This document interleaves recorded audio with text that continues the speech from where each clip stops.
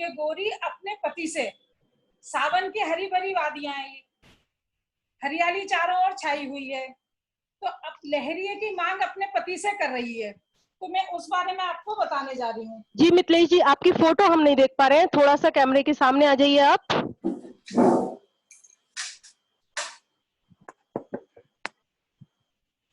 बढ़िया। ये आवाज कहाँ से आई?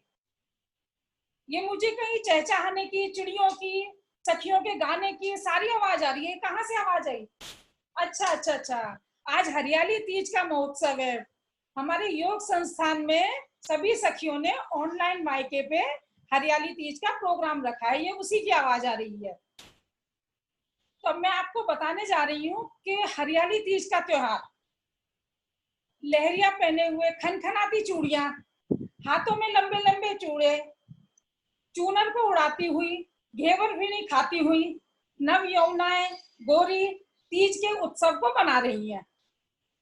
वैसे तो हरियाली तीज का माना जाता है कि ये पार्वती जी की कठोर तपस्या के बाद शिव जी से उनका आध्यात्मिक मिलन हुआ था।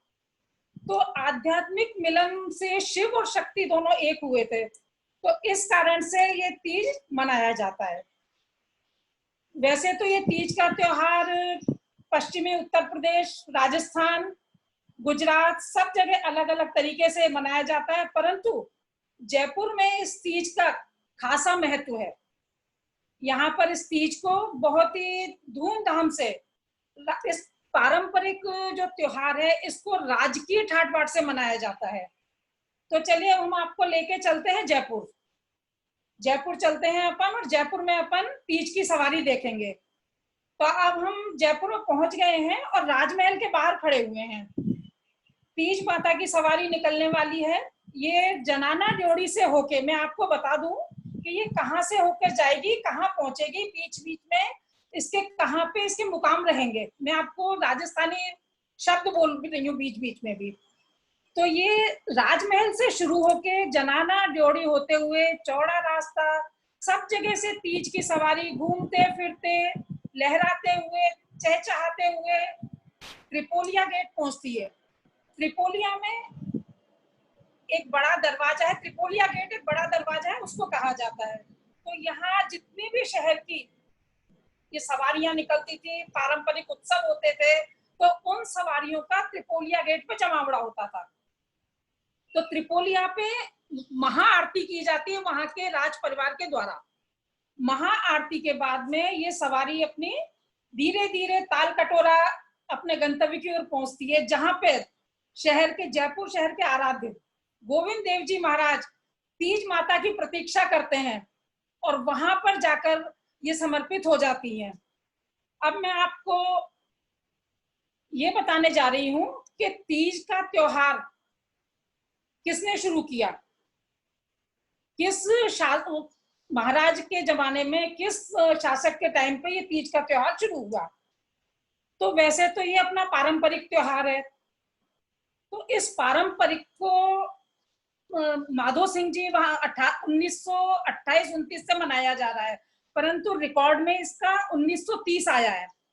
तो राजा माधो सिंह थे तो वो काफी धार्मिक प्रवृत्ति थे और वो अपने इस पारंपरिक उत्सव को बड़े पैमाने पर मनाना चाहते थे, तो उन्होंने इस तरह से ये सवारी निकालने की प्रथा शुरू की। उसके बाद धीरे धीरे वर्षों तक ये सवारी निकलती रही। इसका आध्यात्मिक स्वरूप भी है, इसका राजनीतिक स्वरूप भी है, इसका सांस्कृतिक स्वरूप भी है, और ये हमारी सांस्कृतिक विरासत है। तो ऐसा माना जाता है कि जब त्रिपोलिया पे राज परिवार तीज माता की सवारी की आरती करते थे, तीज माता अर्थात पार्वती जी, तो जब उनकी आरती उतारते थे तो उस समय आम जन के लिए ये उत्सव खुला हुआ नहीं था।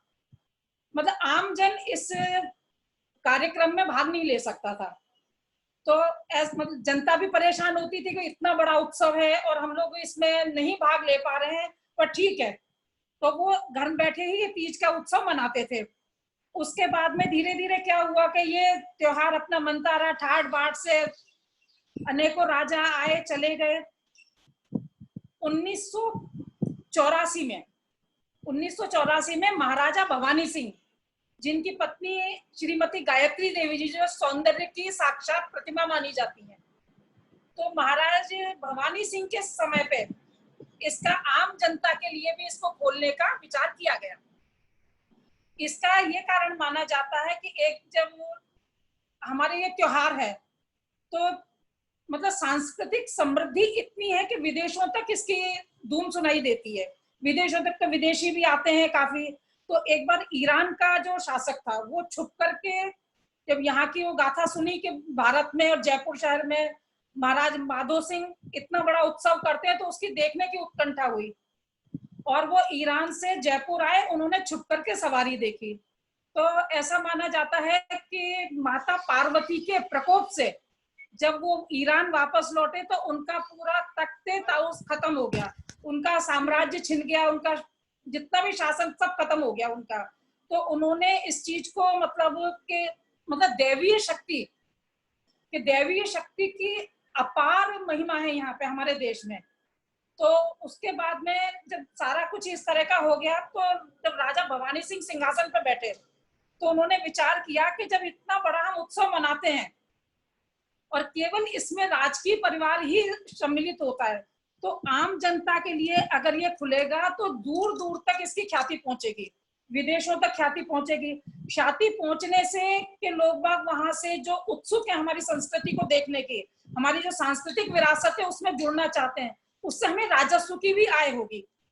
बाहर से जब आएंगे देखने के लिए, विदेशों से जब आएंगे तो राजस्व की भी प्राप्ति होगी। तो इस वजह से महाराजा भवानी सिंह ने इसको 1984 में आम जनता के लिए खोल दिया था। तो तब से ही ये बहुत भव्य रूप से हाथी घोड़े लाव लश्कर के साथ ये सवारी निकलती है और लोग बाग धूमधाम से इस उत्सव को मनाते हैं। और ये बहुत ही भव्य तरीके से, मतलब ऐसा माना जाता है कि